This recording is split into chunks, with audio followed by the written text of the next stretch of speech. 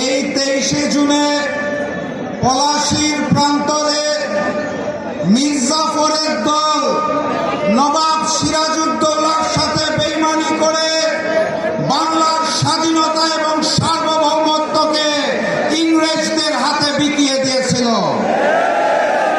আজ সেই 23শে জুন, যেদিন অপরাজনৈতিক সন্ত্রাসী সংগঠন আওয়ামী লীগের জন্ম হয়েছিল, সেই আওয়ামী লীগ পলাশীর বেইমানির চেতনাকে ধারণ করে বাংলাদেশের জনগণের সাথে বেইমানি করে গুম খুন হত্যা করে গণহত্যা চালিয়ে বাংলাদেশের স্বাধীনতা এবং সার্বভৌমত্বকে হিন্দুস্তানের কাছে বিকিয়ে দিয়েছিল। আজকের এই 23শে জুনে এই ঐতিহাসিক বিজয়নগর পল্টনে আমাদের সকলকে শপথ নিতে হবে